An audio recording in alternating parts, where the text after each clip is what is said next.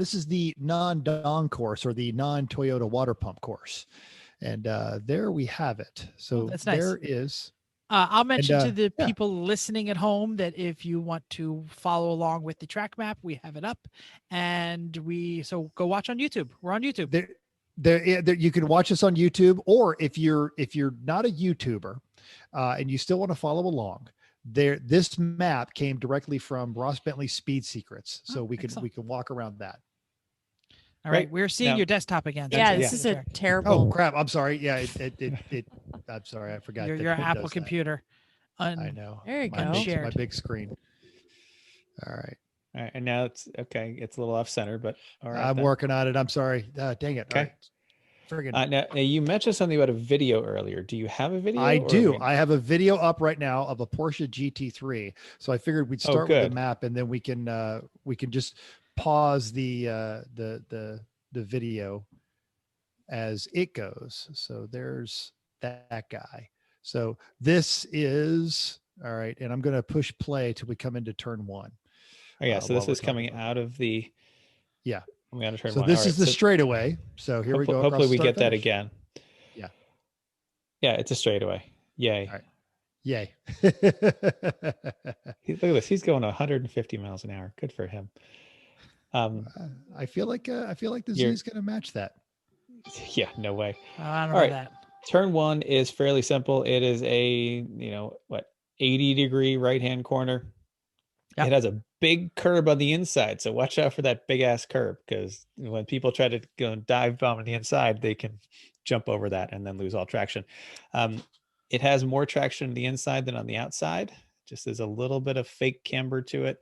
Then it falls off as it goes toward the outside, so it looks deceptively slow. Also, watch out for this is where the blend line is on the inside of turn 1, and a lot of people are not very good at it. So watch out for that big ass curb. Stay on the inside.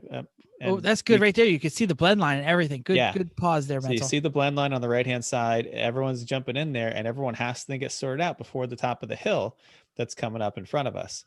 To the right there is the chicane only used for motorcycles, so they don't launch themselves over the hill. So don't worry about that. We are not using that one. So this corner is pretty standard outside, inside, outside, normal racing line. Stop there. Too late. Okay. We need to go like 2 frames at a time on how this thing goes. So this is over the top of a hill here, and you can see the hill as we're coming up on it. Stop. And so it's important to get a lot of your turning done before you're going to crest the hill, because a lot of people go off on the left as they're cresting the hill here. This is turn 2, 3. I don't know which one. 2. Everyone goes off on the top of the hill because they get all excited after coming out of 1. They get going fast, and they turn a little too early in 2, and then they wash out on the other side of 2. So it's also kind of blind. So yeah. So you kind of don't trust where the turn is. So if you don't really know where you're going or who's around you, it's easy to go off there. Yep. Okay. So so turn on get your turning done on the early side here, so that you've got a little room for when you're cresting the hill, that you don't wash out completely, because enough people have that once you get past the curving, it's a big like ditch there usually, and that can damage the car. Yeah. So and I'm going to mention that turn 1 is nice and wide, the whole 1-2 section, so there's plenty of room for activities. If there's going to be people dive bombing, there's going to be people coming off the blend line. It doesn't get tight in here, so if you're doing what you need to do, you can really go 2, 3 across here. Yeah, 2 into 3, it's all pretty wide. Yep. All right, so you're cresting the hill, and then you're going to be going down the hill, coming into 3, and Lemons is going to use the chicane on the right. So pause here. Good. Here you can see the chicane on the right-hand side. We are not going to go straight. We're using the chicane to slow everybody down, which is good when the Lemons crowd with this many cars on it, especially. So, yep, exactly. Excellent pointing. Here, where you need to do is you do need to cut into this apex on the first. The chicane goes right, then left, then right. Cut into that apex, and you can be braking as you're coming down in there. Your slowest point is going to be as you're turning left in the middle of the chicane. Yep. And then if you slow down enough there, you then accelerate your way out of the chicane onto the straight between 3 and 4. Yeah. And I'm going to say here, not that the road is skinny, but the line is skinny. So you're going to get in a line here and follow on somebody's bumper. You're probably, even if you lose some time because you're going a little bit slower, it's better to follow someone through the chicane than try and pull a pass in it. Yeah.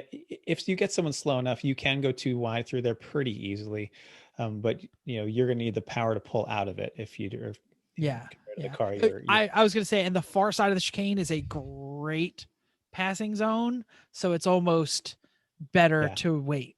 Yeah. As you're coming in, as you're coming into the chicane, be patient to set yourself up for a run on the way out. Yeah, absolutely. Okay. So the straight between 3 and 4 is a downhill then an uphill. If it rains, it ponds here. And then this is where great fun can be had by your weight. Yes. Splashing in other people's cars. Pause. So turn 4, this is, if we can go back like 2 seconds, this would be great. Turn 4 is very deceptive, and that a lot of people, when they're not used to it, over slow for turn 4, because you look at it and absolutely it looks really tight and you can't see anything there. And you're carrying a lot of speed coming out of this straightaway that you've been in. So mental, can you go just like for a second forward and stop again? Just hit play and then pause again. Yeah, great. So there you can see that like, it doesn't look like much when you're coming into it because of the way the camber is. So you do take it like a normal corner, but you can kind of trail your brakes into this corner from the other one. You can brake really late in 4, trail your brakes in as you hit that apex, because you'll find a lot of people do not use the track out for 4 because they over brake coming into it. But people may dive bomb a little. Sometimes, but more often than not, you're going to have people over slow and then not realize you're passing them on the inside because they're already target fixated on the corner. So, but Chrissy makes a valid point. If you see an orange BMW trying to take you on the grass, I'm sorry to say that part out loud. That orange BMW is a car to watch out for. They've proven that repeatedly. So as you come through 4, you're going to track back out, but then you're going to have to get all the way back to the right for 5, which is a left-hander, because you get back to the right and you brake hard, because if you carried good speed through 4, now you're going to have to slow way down for the hardest turn on the track, which is the left-hander at 5. And slowest turn on the track. Yep. This is a pretty standard corner. It's a little bit over 90-degree left. It has a big curb on the outside that's initially helpful, but if you go over the curb, you're in a ditch and it is not helpful. This is a place where a lot of passing will happen. If you have a faster car, just come up the inside, pass people on the inside, stay on the inside, rocket your way out of it. You can see how big that ditch is on the outside, though. Yeah. Avoid that. But I'm glad he's on it. That is a very smooth curb, the curb, and you will use it. Yeah. But if you're off, as our friend Matt discovered a few years ago, it will grab your wheel and throw your car. That's the other track, but The other track, oh, dang it. Sorry. I knew that. But all right. Still bad. Yep. So now you're in a little straight between 5 and 6. This is usually enough. Like you pull up one gear and then you're deciding, well, do I need to shift for the next one or not? I say go ahead and shift, because you're not going to brake much for 6, depending on how fast your car is. You'll brake a bit, but this is also an increasing radius corner. It looks tight at first, but it's better than you think. Downhill-ish. Slightly. Yep. It goes downhill more after the corner. But again, it's a fairly standard line. Nothing particularly exciting, except you can carry more speed than you think. This is coming into the corner before the condos, which is 7, which is a pretty hard right-hander. So you usually do have to brake pretty substantially here for 7, because once you go into 7, now you're going to, let's talk about the 7, 8, 9 complex, because it's all really one corner. The condos are on the outside. That's how you kind of know where the condo corners are. Once you make the harder turn at 7, the turn opens up, but usually you are full on the gas through this whole corner as you make this long right-hand sweep. Coming into 9, though, you need to be aware that it's going to tighten up. So we're gonna drastically. Let's watch the videos through 7 and 8, and then we'll talk more about 9 when we get there, because 7 and 8, once you break through 7, watch for track out at the outside of 7, because a lot of people do, and it's trashed over there. Again, another big ditch.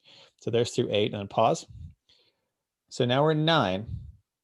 What I usually like to do is coming out of 8, once I'm kind of through 8 and coming up on 9, I kind of just ease off and just coast, but trail brake really, but without really the braking it so much, because you need your line to tighten up. So if you're off the gas, you're slowing down a bit, your line is tightening up, and you start to gradually trail into your brakes, and you can pass a whole bunch of people on the inside here because they're hanging way to the outside. So I usually end up on the inside because I'm passing everybody. Yeah. If you screw this up, you're left.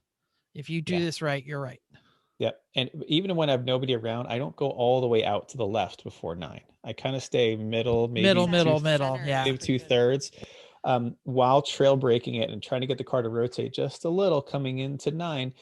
But always be careful here, because quite often people are going to push too wide and push out. It happens. I'd say every other lap, you're going to see someone do that. It happens all the time, because they don't know how much 9 tightens up as you come into it. Watch the G meter. I want to see this thing. So, yeah, it's a lot. So come through 9, and now through 10, this is the octopus. This is a big, long, sweeping left-hander. Looks like the octopus's head, everyone. Yep, that's why they call it the octopus. Depending on how your car is at steady state sweeper cornering, you can pass a lot of people in this corner. Like I used to do that in the Civic a lot. I just drive around the outside of people and, go right around wherever them. People aren't. That is the right place to be on this. Yeah. If there is no one around, here is a top tip from E1R. Hook your left wheel onto the curb at 10. Yep. It is amazing how much more traction and how much more speed you will have. So about a third of the way into the corner, the curb starts. You want to hook. Well, there are listeners. Yeah, I know there are listeners. Hook your wheel on the curb. Do not go beyond the curb. But if you just stick your left side tires on that curb on the inside, it just grabs hold, and you hang on for dear life as you go around that corner. It's amazing. So when we had non-turbo, non-K Civic, you'd put your foot down a little bit before where we're looking at right now. We do it like at the start of the curbing. Like at the start of the curbing. Yeah. And you would not lift your foot until turn 1. Yeah.